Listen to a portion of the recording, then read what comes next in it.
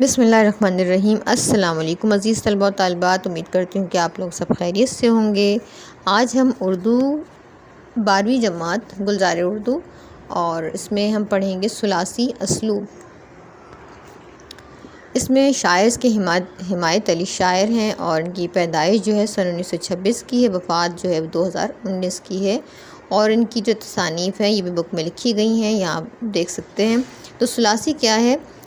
کس طرح تراش کر سجائیں نادیدہ خیال کے بدن پر لفظوں کی سلی ہوئی قبائیں، ماخوذ از کلیات حمایت علی شاعر۔ ثلاثی اردو شاعری کی وہ صنف ہے جس میں 3 مصرے ہوتے ہیں۔ اس صنف میں بحر و قافیہ کی قید نہیں ہوتی، یہ 3 مصروں میں ہی مکمل نظم کی حیثیت رکھتی ہے۔ جدید دور میں ثلاثی بہت حد تک اردو ہائیکو سے مماثلت رکھتی ہے۔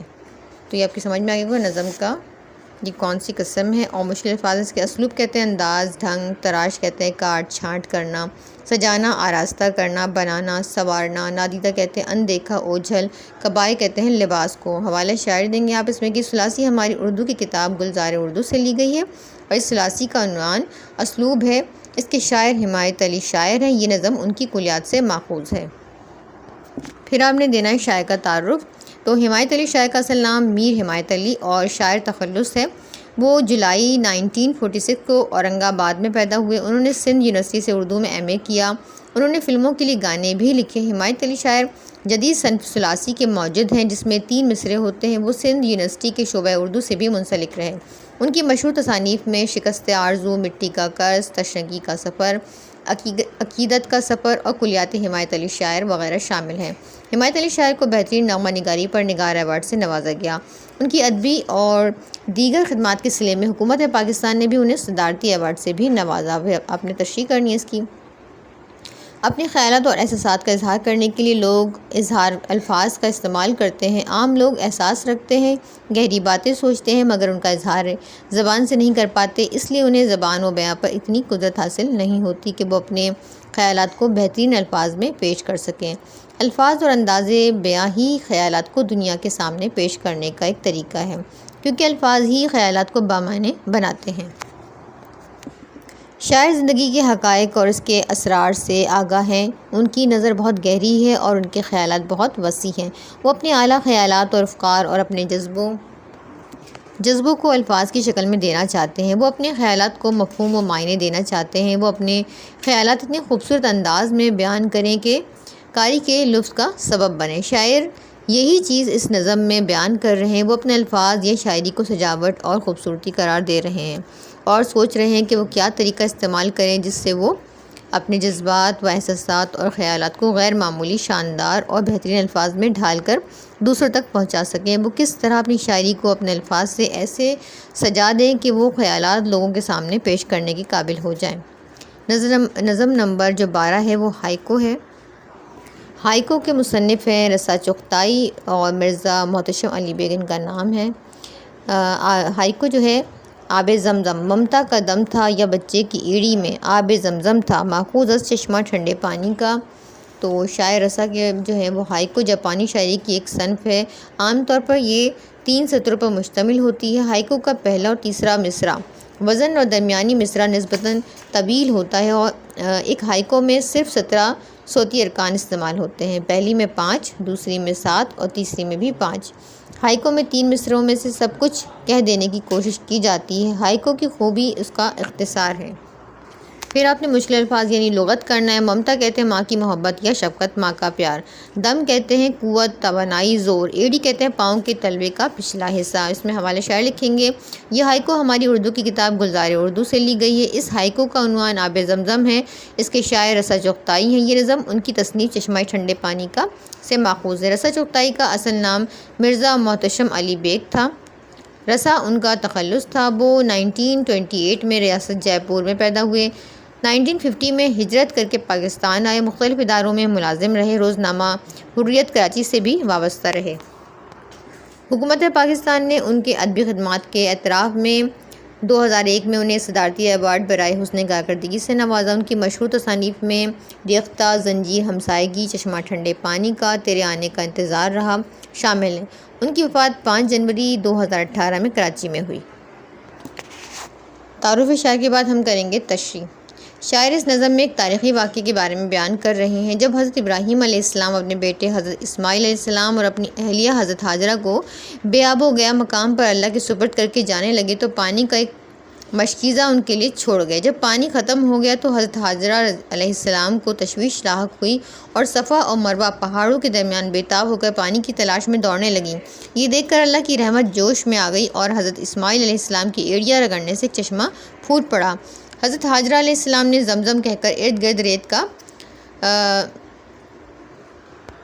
ریت کا بند باندھ دیا اور پانی کو بہنے سے روک دیا۔ شاعر اس غیر معمولی واقعے کے بارے میں الجھن کا شکار ہیں اور سوال کرتے ہیں کہ اس کرشمے کی وجہ ماں کی وہ محبت تھی جس کی مثال رب العزت خود دیتا ہے کہ وہ 70 ماؤں سے زیادہ اپنے بندوں سے محبت کرتا ہے۔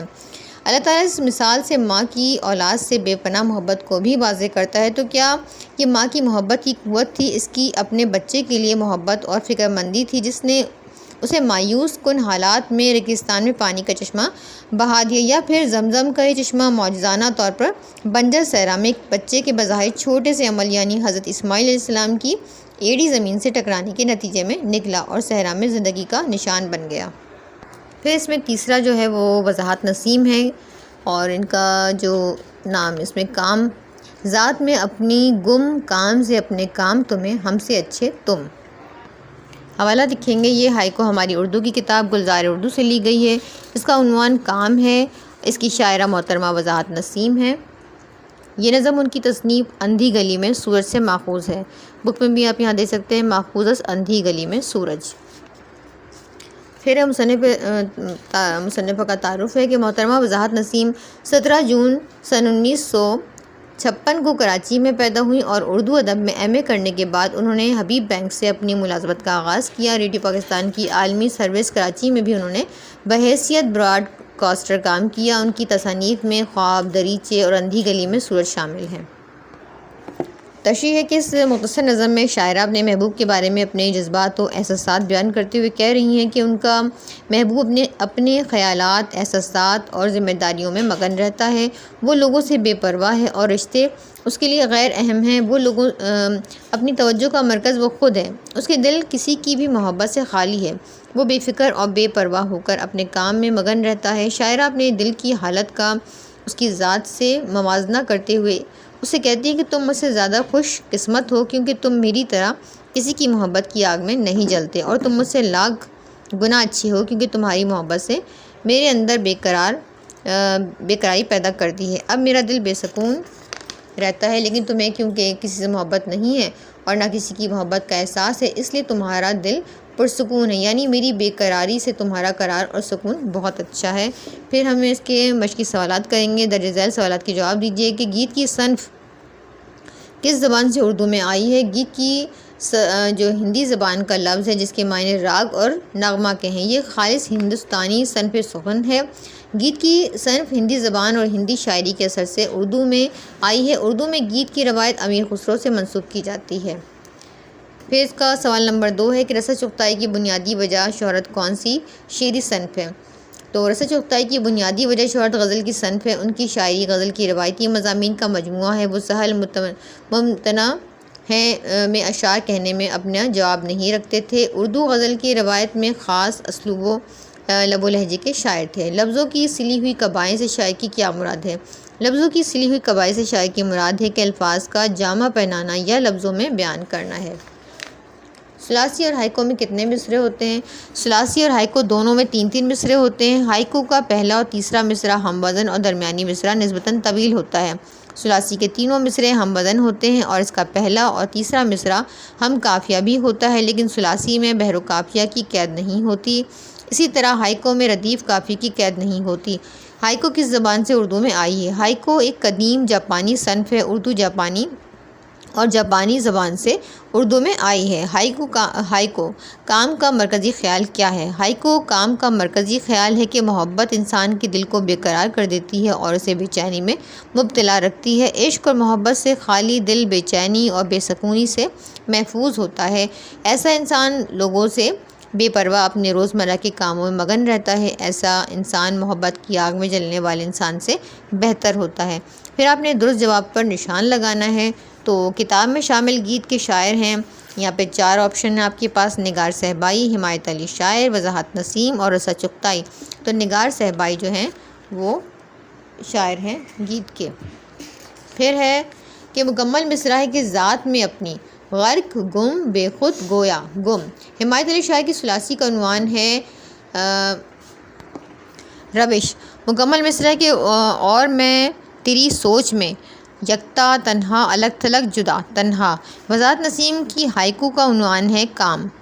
تو یہ ہمارا جو ہے 3 اس میں نظمیں تھیں، حمایت علی شاعر کی، رسا چغتائی مرزا محتشم علی بیگ کی اور وضاحت نسیم کی۔ تو امید کرتی ہوں کہ آپ کو ویڈیو پسند آئی ہوگی۔ ویڈیو اگر اچھی لگ رہی ہو تو ویڈیو کو لائک ضرور کیجیے گا، اپنے دوستوں کے ساتھ شیئر کریں اور سبسکرائب کرنا ہرگز نہ بھولیے گا، اور ساتھ میں لگے ہوئے بیل کے آئیکن کو اگر آپ پریس کر لیتے ہیں تو آپ کو اسی طرح کی نئی نئی ویڈیوز کا نوٹیفیکیشن وقتاً فوقتاً ملتا رہے گا اور آپ اس سے استفادہ کر سکتے ہیں۔ اگلی ویڈیو تک کے لیے اللہ حافظ۔